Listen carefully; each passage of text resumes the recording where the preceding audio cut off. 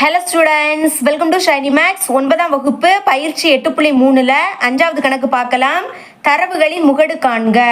நம்மளுக்கு இங்கே அட்டவணை கொடுத்துருக்காங்க, கொடுத்துக்கிட்டு முகடு கேட்குறாங்க. சரிங்களா? தீர்வு ஃபஸ்ட்டு தந்திருக்க அட்டவணை அப்படியே எடுத்து எழுதிக்கணும்.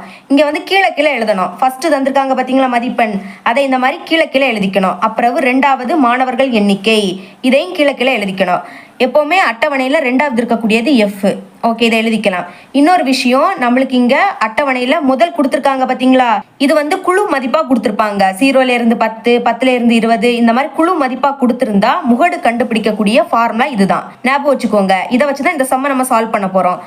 ஞாபகம் வச்சுக்கோங்க, எல் கூட்டல் F minus F one divided by 2 into F minus F one minus F two into C. Okay, இப்போ இதோட மதிப்பெல்லாம் நம்ம கண்டுபிடிக்கலாம். அதுக்கு எஃப் இருக்கு பார்த்தீங்களா, இந்த லைனில் இருக்கக்கூடிய மிகப்பெரிய எண் எதுன்னு ஃபஸ்ட்டு பார்க்கணும். மிகப்பெரிய எண் எது? 46. அப்போ இதுதான் என்னது? எஃப். இதுதான் எஃப்போட மதிப்பு. இனி எஃப்க்கு நேராக இருக்கக்கூடிய மதிப்பில் ஃபஸ்ட்டு இருக்குது பார்த்தீங்களா, இதுதான் எல்.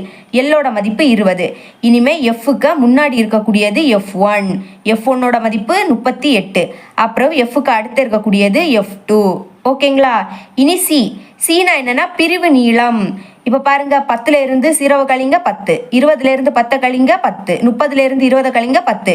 இதில் இருக்கக்கூடிய எல்லா மதிப்பையும் கழிச்சு பார்த்தீங்கன்னா 10 தான் கிடைக்கும். அதுதான் சியோட மதிப்பு.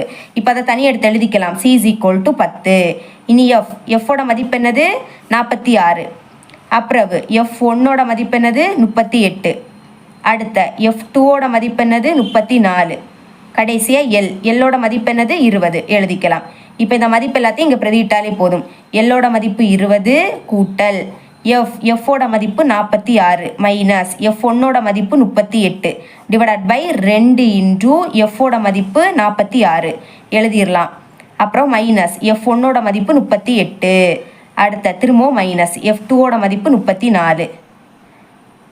ஓகே, இனிமே பெருக்கல் சியோட மதிப்பு என்னது? 10. அதையும் எழுதிருங்க. அடுத்த 20 கூட்டல் 46லேருந்து 38 கழிச்சா 8 தான் கிடைக்கும். டிவைடட் பை பெருக்கலாம். 6 12, அப்புறம் 2 பாக்கி 1, 4 2 8, 8ஓட 1 கூட்டினா 9. அப்புறம் ரெண்டுமே மைனஸ், அப்போ மைனஸ் குறியீடை போட்டு 2ஐயும் கூட்டணும்.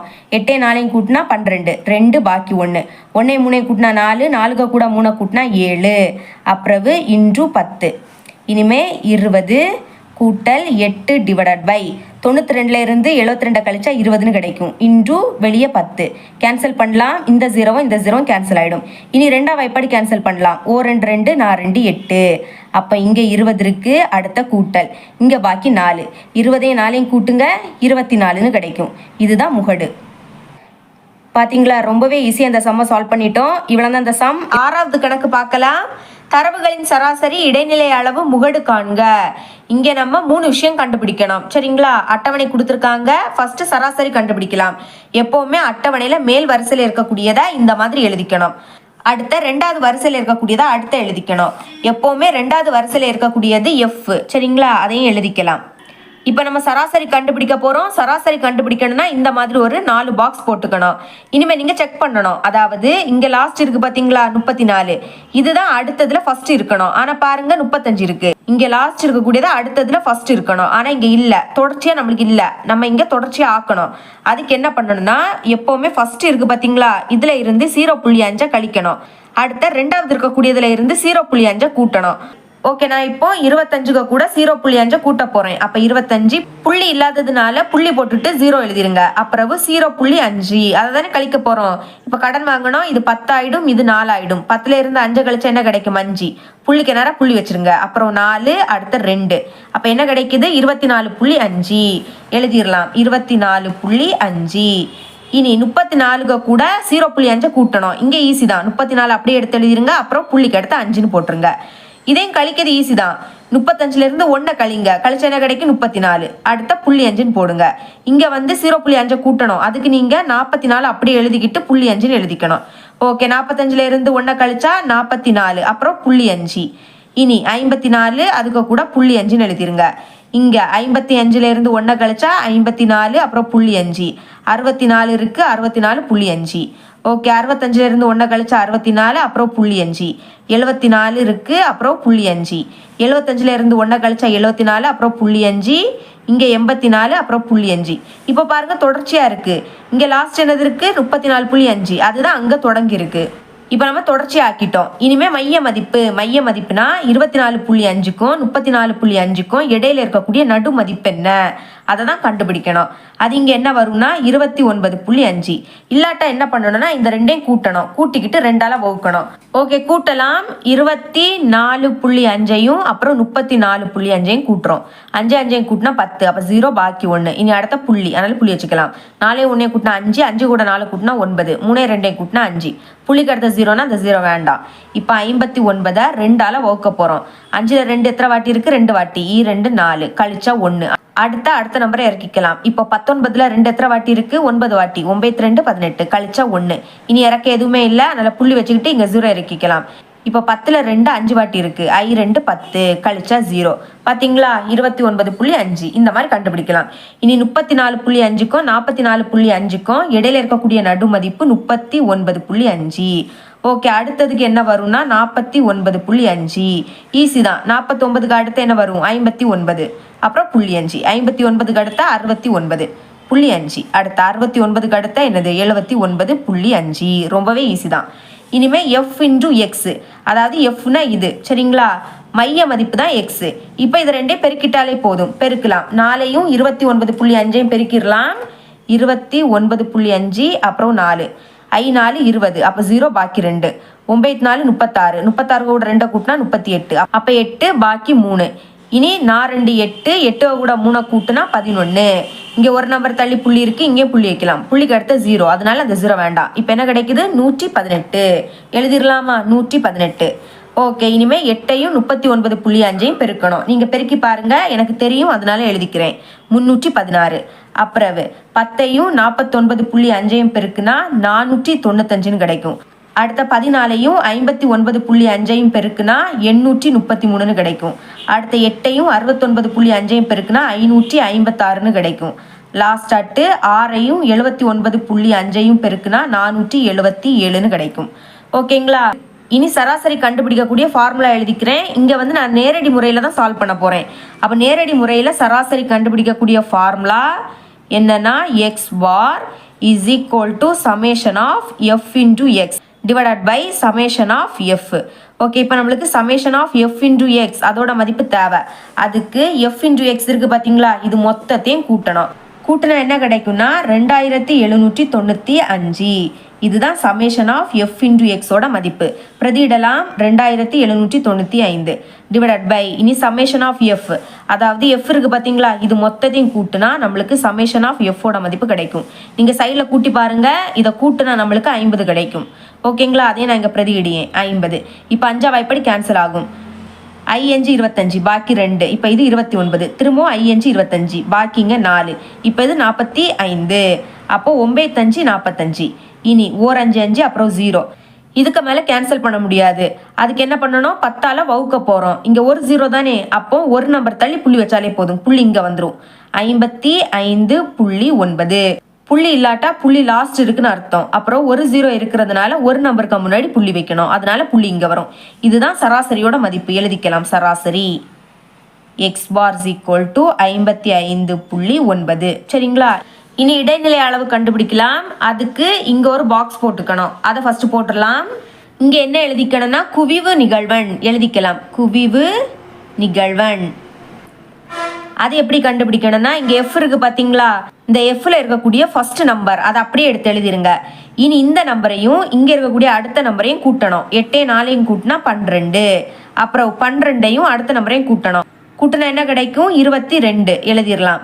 இனி 22ஐயும் 14ஐயும் கூட்டணும். கூட்டினா 36 அப்படின்னு கிடைக்கும். அப்புறமா 36ஐயும் 8ஐயும் கூட்டணும். கூட்டினா 44ன்னு கிடைக்கும். இனி 44ஐயும் 6ஐயும் கூட்டணும். கூட்டினா 50ன்னு கிடைக்கும். இங்க நம்மளுக்கு இது மொத்தத்தையும் கூட்டினா 50 கிடைக்குது. அதே மாதிரி இந்த 50 இங்க லாஸ்ட் வந்திருக்கணும். இனி இடைநிலை அளவு கண்டுபிடிக்கக்கூடிய ஃபார்முலா எழுதிக்கலாம். ஓகே, ஃபார்முலா எழுதிக்கிட்டேன். இப்ப ஃபர்ஸ்ட் என்ன கண்டுபிடிக்கணும்னா n டிவைடட் பை 2 அதை கண்டுபிடிச்சிடலாம். என்னன்னா சமேஷன் ஆஃப் எஃப் தான். என்ன கிடைக்குது? 50. அப்ப 50 டிவைடட் பை 2. இப்ப கேன்சல் பண்ணலாம். 2 2 2 4 பாக்கி 1. இப்ப இது 10 ஆயிடும். அப்ப I 2 10 25ன்னு கிடைக்குது. இப்போ இந்த 25 குவிவு நிகழ்வெண்ல இருக்கான்னு பார்க்கணும். பாருங்க, இல்ல. அப்போ அது எதுக்கு இடையில வருதுன்னு பார்க்கணும். 22க்கும் 36க்கும் இடையில வருது. அப்போ இந்த ரெண்டு நம்பர்ல பெரிய நம்பரை தான் எடுக்கணும். 36. இப்போ இங்க ஒரு பாக்ஸ் போட்டுக்கிறேன். சரிங்களா, மார்க் பண்ணிட்டேன். நம்ம மார்க் பண்ணதுல எஃப் இருக்கு பாத்தீங்களா, இதுல இருக்கக்கூடிய 14 இதுதான் எஃபோட மதிப்பு. அப்புறவு இங்க ரெண்டு நம்பர் இருக்கு பாத்தீங்களா, இதுல ஃபர்ஸ்ட் இருக்கக்கூடியது எல்லோட மதிப்பு. இனிமே மார்க் பண்ணது 36, அதுக்கு முன்னாடி என்னது இருக்கு 22, இதுதான் எம்மோட மதிப்பு. இனி சி கண்டுபிடிக்கணும். சி எப்படி கண்டுபிடிக்கணும்னா 64.5ல இருந்து 54.5 கழிங்க, கழிச்சா 10ன்னு கிடைக்கும். இதே மாதிரி இங்க இருக்கக்கூடிய எல்லாத்தையும் கழிச்சிங்கன்னா 10 தான் கிடைக்கும். அப்ப சியோட மதிப்பு 10. இப்ப ஃபார்முலால பிரதியிடலாம். இடைநிலை அளவு இஸ் ஈக்குவல் டு எல்லோட மதிப்பு என்ன கண்டுபிடிச்சோம் 54.5, அப்புறம் கூட்டல் n டிவைடட் பை 2ஓட மதிப்பு 25 எழுதிடலாம். அடுத்த மைனஸ் எம்மோட மதிப்பு என்னது 22 எழுதிடலாம் 22. அடுத்த எஃபோட மதிப்பு என்ன கண்டுபிடிச்சோம் 14. அடுத்த இன்டு சியோட மதிப்பு 10, கழிச்சா 10 தானே வந்து அதை தான் எழுதியிருக்கேன். அப்புறவு 54.5 கூட்டல் 25ல இருந்து 22 கழிச்சா 3ன்னு கிடைக்கும். டிவைடருக்கு கீழே 14 இன்டு 10. ரெண்டாவை எப்படி கேன்சல் பண்ணலாம், 7 2 14, I 2 10. இனி எப்படி எழுதிக்கலாம் 54.5 கூட்டல் மேலே இருக்கக்கூடியது பெருக்குங்க I 3 15, டிவைடருக்கு கீழே 7. இப்போ 15 7ஆல வகுக்க போகிறோம். இங்கே வகுக்கிறேன். 15 7, 15ல் 7 எத்தனை வாட்டி இருக்கு 2 வாட்டி, 7 2 14, கழிச்சா 1ன்னு கிடைக்கும். இனி புள்ளி வச்சுக்கிட்டு ஒரு 0 வரைக்கலாம். இப்போ ஒரு வாட்டி தான் இருக்கு, ஒரு 7 7, கழிச்சா 3ன்னு கிடைக்கும். நம்மளுக்கு இங்க இருக்கக்கூடிய நம்பர்ல புள்ளிக்கு அடுத்த ஒரு நம்பர் தான் இருக்கு. அப்ப இங்கேயும் புள்ளிக்கு அடுத்த ஒரு நம்பர் வந்துடுச்சுல, இதோட ஸ்டாப் பண்ணிட்டாலே போதும். என்ன கிடைக்குது 2.1 எழுதிக்கிறேன். 54.5 கூட்டல் வகுத்தா 2.1ன்னு கிடைக்குது. இப்போ இதை கூட்டிடலாமா, 5 1 கூட்டினா 6, அப்புறம் இங்க ரெண்டுக்குமே அடுத்த புள்ளி இருக்கு, அதனால நம்ம புள்ளி வச்சுக்கலாம். இனி 4 2 கூட்டினா 6, அடுத்த 5, இது அப்படியே எடுத்து எழுதிருங்க. இதுதான் இடைநிலை அளவு, அதை தனியாக எடுத்து எழுதிடலாம். ஓகே, அதை தனியாக எடுத்து எழுதிக்கிட்டேன். இனிமேல் நம்ம முகடு கண்டுபிடிக்கலாம். ஓகே, முகடு கண்டுபிடிக்கக்கூடிய ஃபார்முலா எழுதியிருக்கேன். இப்போ இதோட மதிப்பெல்லாம் தேவை, அதை கண்டுபிடிக்கலாம். அதுக்கு நம்மளுக்கு கொஸ்டின்ல கொடுத்துருக்க இந்த 2 பாக்ஸ் மட்டும் போதும். ஓகேங்களா, இப்போ எஃப்ல இருக்கக்கூடிய மதிப்புல எது பெரிய மதிப்புன்னு பார்க்கணும். பார்த்தீங்கன்னா 14 தான் பெரியது.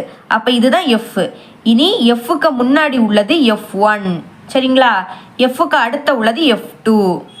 ஓகே, இப்போ எஃப் இதை தானே மார்க் பண்ணியிருக்கோம், ஆல்ரெடி மார்க் பண்ணியிருக்கோம். இதுக்கு நேராக இருக்கக்கூடிய மதிப்பில் ஃபர்ஸ்ட் இருக்கக்கூடியது எல், அதை எழுதிட்டோம். அப்புறம் சியோட மதிப்பு 10, கழிச்சிங்கன்னா 10 தான் கிடைக்கும். ஓகே, எல்லா மதிப்பையும் இங்கே பிரதியிடலாம். எல்லோட மதிப்பு 54.5, அப்புறம் மட்டும் கூட்டல் இருக்கு.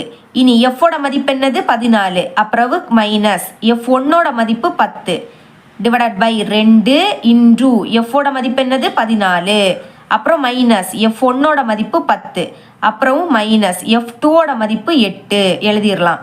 இன்டு சியோட மதிப்பு என்னது 10. ஓகே, 54.5 கூட்டல் 14ல இருந்து 10 கழிச்சா 4ன்னு கிடைக்கும். டிவைடட் பை பெருக்கலாம் 4 2 8, அப்புறம் 2 2.